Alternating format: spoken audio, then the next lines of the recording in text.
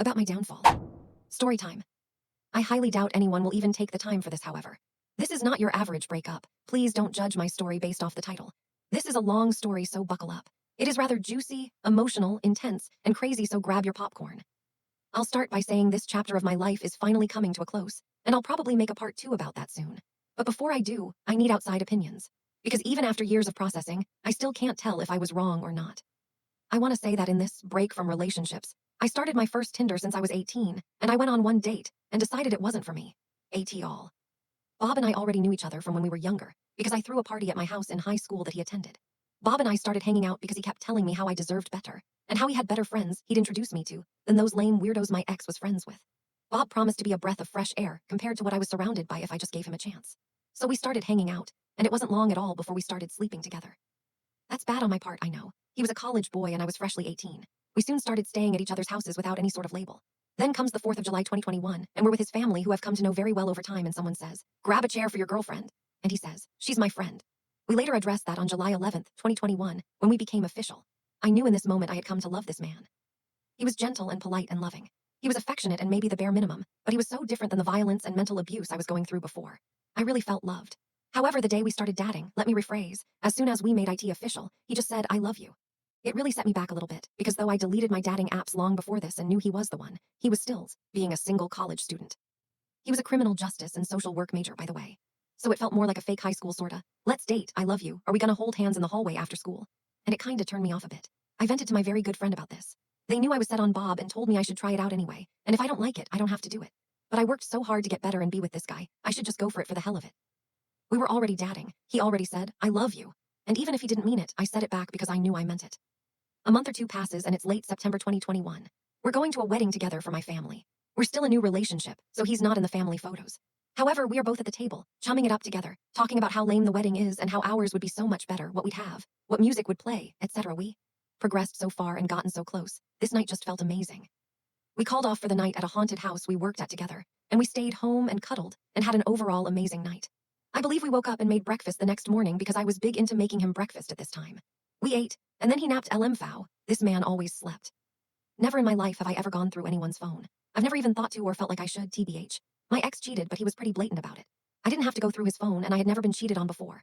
For some reason, everything starting from the first "I love you" that felt off started turning in my stomach, telling me it was all too good to be true and that I should just check. So I did. The password was easy guessed at first try. His birthday. I'm looking through innocently, and I don't see really anything at all. I vaguely saw him talk to his mom about me very recently, which made me super happy, and no weird convos anywhere. All was good. I set the phone down and took a breath. But I couldn't calm down. For some reason, it was like I hadn't looked hard enough. So I get on Snapchat and I guess the my eyes only password, 4-digit code. It's gotta be the birth year, right? Bingo. There it all is. Pictures of girls. 2 or 3 different girls. But one of the girls has a lot of photos, in poses, with texts in them. I look at the dates, and then compare them to photos I took as well on those dates and sent to him. The dates and times aligned and the fucking poses matched. He requested them from me, and I could tell he asked her to as well from the text on the screen. I go to photos to look again at the recently deleted, and there it all is some more. I clearly missed it all the first time I looked. I cleared the my eyes only and cleared the recently deleted. Then I began to look at Snapchat closer. His best friends list was full of girls that were nowhere on his recent chats. His searches were full of girls that were nowhere on his recent chats. When I clicked them, the chats all opened. Tons of compliments to girls, selfies on their stories, etc. A lot came from before we became official, just during the time we were sleeping together and I was getting close with his family. One that specifically stuck out was a girl who posted that she was flying into town or something. It was the week we started dating. He slid up and offered to pick her up from the airport and said she could stay at his house. Which, let me tell you, wasn't much. His bedroom was covered in storage totes. The ceiling and walls were falling apart. There was garbage everywhere. He had no sheets on his mattress. He had a hole in the mattress and a yellow pillow. There were mice crawling in the rubble. This was all in a pink, girly room that had all of his sister's stuff in it because, well, it was his sister's room. I never judged it before I bought him sheets and even slept there with him. But after finding all these things while he slept peacefully beside me, I just felt so sick. So sick that I turned the phone off and returned it to normal and woke him up politely and told him I had to get ready for work and he needed to go back to school. I didn't mean to, but I absolutely rushed him out and he noticed it. I couldn't stand to have him near me any longer. It was the worst feeling in the whole world. I just gave you my trust after I shouldn't have. And should have stayed reserved, and you broke it. It sucked. He began texting me on the drive home asking me what was wrong, but I kept saying nothing. It wasn't until I said, "Look, I have to babysit tonight and I need to be in a good mood. I can't let my bad day reflect on them. They want to have a good day with me. We can talk later." And suddenly he responded with, "I think I know what this is about." which I left him on read and went to babysit. He began spewing paragraphs that consisted of I had a lapse of judgment. I didn't know how exclusive we were. I'm so sorry. I'll never do this to you again. I'm so sorry, my name. If you don't want to talk to me ever again, I get it. I sideswiped and read them while ignoring him and going about my day with the kids. After putting the kids to bed, I finally gave a response back. I was stern and angry and declared my boundaries. Then I didn't get a response for like an hour, so I messaged his friends and said, "Hey, are you with Bob? Is he okay?" And no one answered. So I called his mom to ask if she'd heard from him, and it sounded like she didn't know much of anything at all about what happened or where he was. I became less angry and more concerned. I wasn't even able to leave, as I was babysitting my family overnight and couldn't leave kids alone sleeping or not.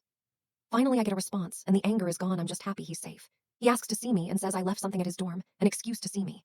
He comes to the house to bring it, and we sit outside and I set my boundaries again even firmer. I say I'm gonna give him one more chance because I believe everyone deserves a second one, and we get up and hug. He's drunk. He tells me, "You give me the best hugs I've ever gotten in my whole life. You make sure it's at least 10 seconds. And we smile and share a chuckle and kiss. He goes back home, and I return inside to go to bed. Everything goes on. Life goes on. We grow even closer after this and are with each other nearly every day. Things really seem like they were made clear and addressed and changed. It was great. For a few months. November 2022. ITW had an unexpected pregnancy and stillbirth. He was the only one sober and available at my house to take me to the hospital for this strange pain I was feeling, that I thought to be my regular period cramps at first. 1 second, the doctor basically says, "You're gonna die." And the next minute I'm bleeding and Bob steps out of the room and the doctor goes, "We're going into labor." And the next thing I know, I'm being wheeled out. I won't give any more details other than the fact that Bob was there for every horrible second of it and saw more than I saw. We were both left pretty distraught, him more so than me. Me being the protector, white knight ENFJ that I am, I cracked jokes and tried to remain positive through this. I lost the baby that I was unaware I had to begin with. It was very, very strange, not sad, but not happy. It's not something I like to talk about, but it's important to the story. He was there for that, and he became my emergency contact after that, especially because I asked him when I finally woke up, "Why the hell are you still here? I would have left as soon as I saw the blood." And he said, "Because I love you and I wanted to make sure you were okay. I knew we could get through this." It felt so safe. Things grew slightly distant in that moment. I think that was the first spark of the fade-off. My horrible unknown mistake ruined it all, and I began to think I was disgusting, and that he thought I was disgusting. God, I know he did because he barely even wanted to sleep with me anymore, and when he did, I had to be on the pill with proof. I had never taken the pill before. I was okay with this. I was going to love him regardless, like before, and adapt and find a way to make things better for us again. After this, I became very close with his dog, well, his mom's dog. He was a small chihuahua and he loved me, especially since he hated other dogs, and his mom's dog got a new puppy anyway, knowing he hates dogs. This dog slowly became my dog hell. He was my dog. Then his mother and his father unexpectedly, but sorta was expecting it to happen eventually, separated. It was in talks, but it was very sudden when it happened. We moved everything out in one day, sometime late 2022. They told me I had to leave the dog, and I was so strong helping them get everything moved until they told me I couldn't take the dog because technically Bob's dad bought the dog. I couldn't believe they were gonna leave him. I was fucking heartbroken, sobbing. They later came back with the dog and gave him to me, and from that day on he was mine. I bought him food and took care of him and brought him everywhere. It was that same day they asked me to move in and help take on the rent of the new place with them. So it was the very next day that I came home to my dad's and told him the plan and moved out and into Bob's house with his mom. This hurt our relationship even more, but I thought it was helping. He went away to school. Mind you, he never paid any bills at the house. He didn't have a job. He helped his mom and me sometimes occasionally with what he had and worked at a local grocery store for a short time, but he really didn't do much. He door-dashed once, and by that, I mean he completed one singular order and then never did it again. He also worked at Chick-fil-A for a week. I'll give him more credit, a month. In this time, I worked as a bartender at 3 completely separate bars, a kitchen cook, and worked construction in the mornings. My days were jam-packed. Though they weren't like that at first. At first, I worked a small job at a bowling alley, and then worked at a few gas stations that didn't work out. I don't want to make it seem like I was always taking on the load, but at one point I was. I was coming short on rent at points because I was buying groceries for Bob and his dorm mates to eat, cleaning their house, doing his laundry, and taking care of myself and gas to get to and from, and vapes for him.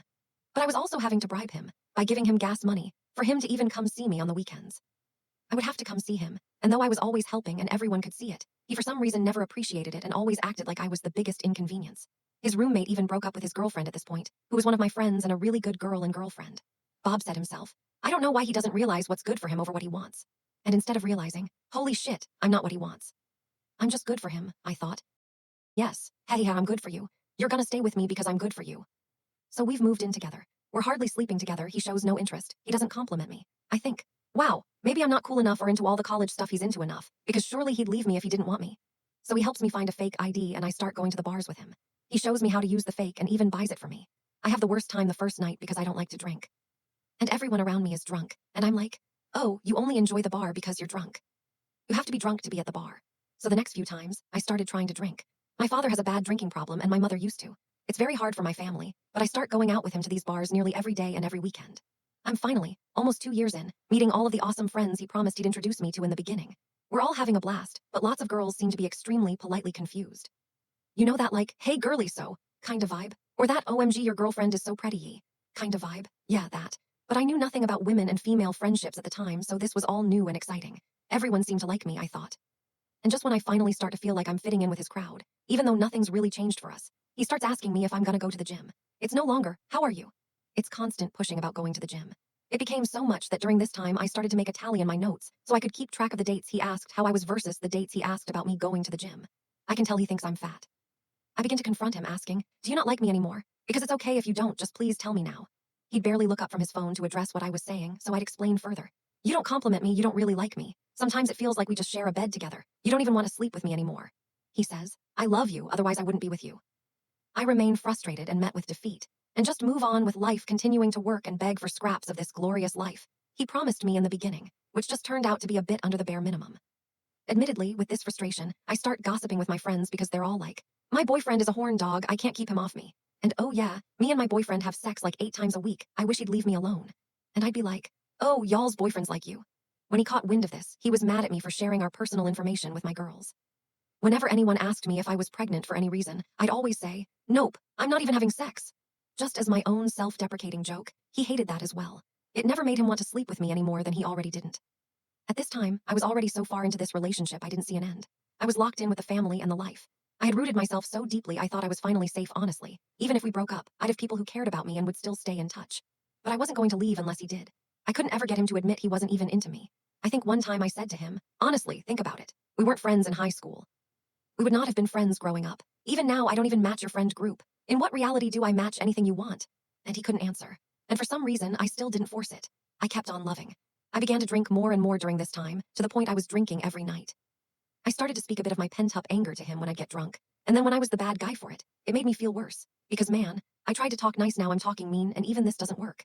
Everything began to fall apart. Things started slacking on my end at the house. I was taking more time off work so I could go get drunk and forget about everything that was going on at home, and just be with my friends.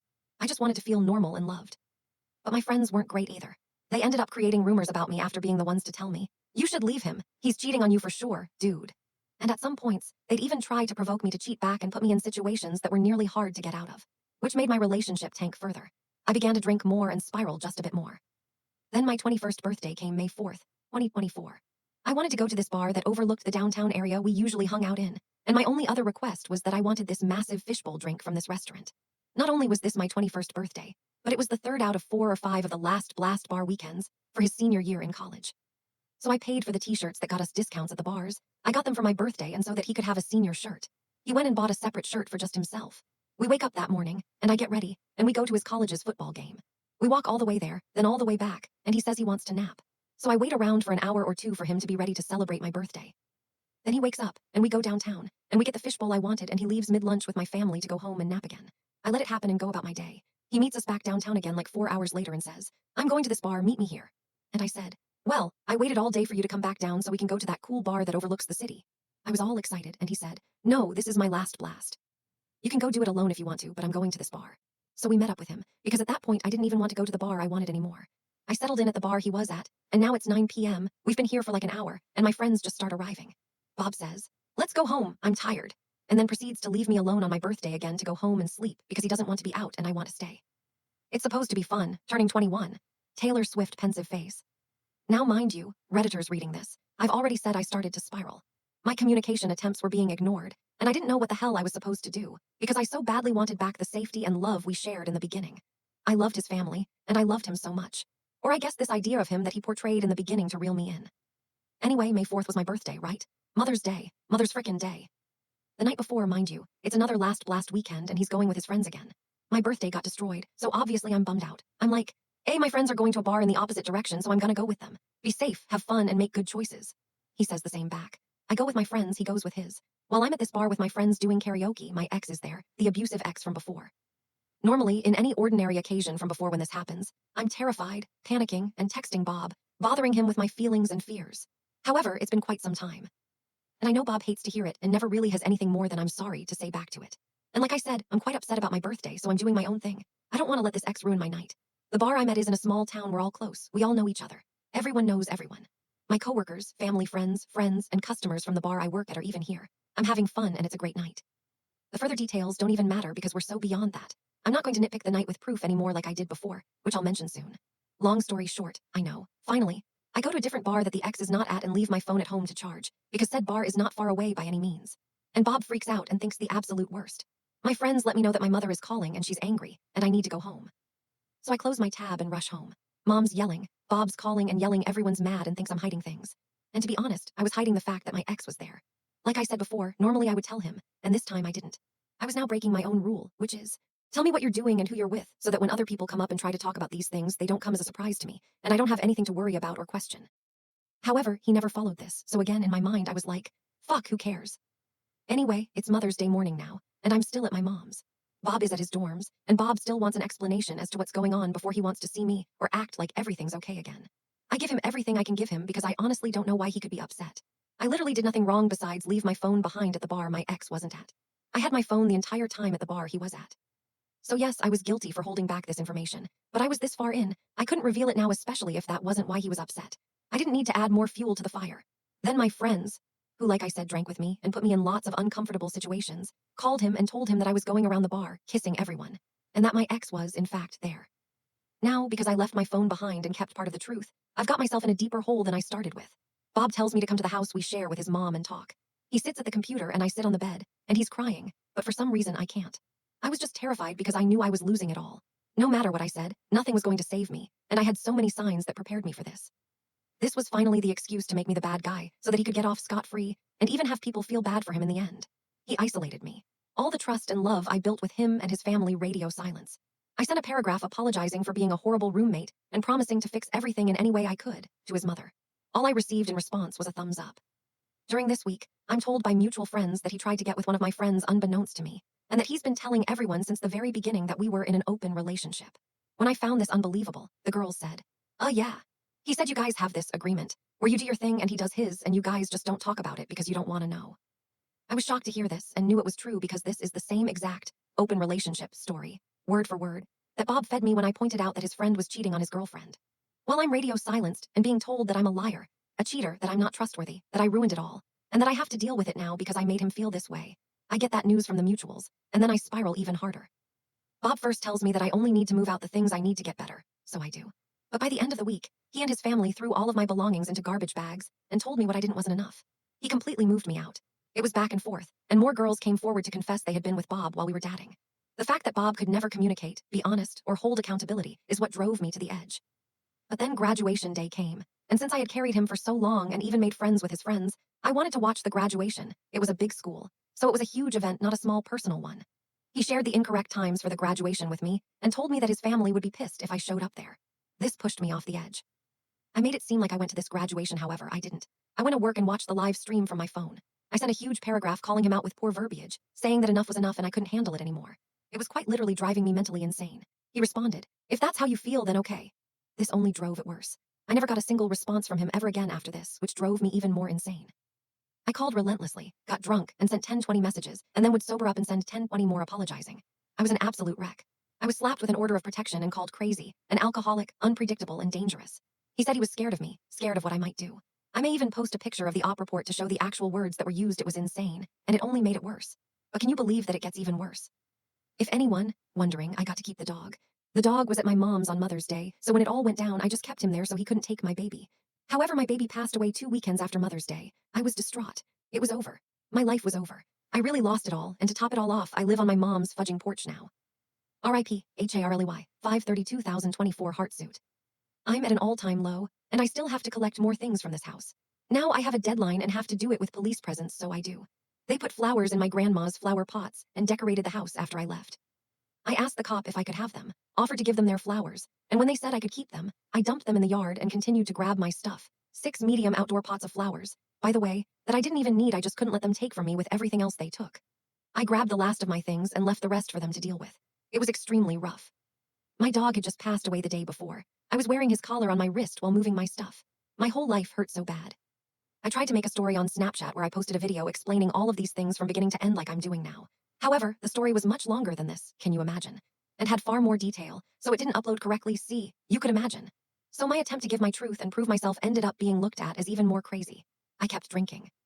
I started writing letters in a book that I had hoped to mail to him when the op dropped, but that sounded fucking scary and crazy. I just sat and destroyed my life further.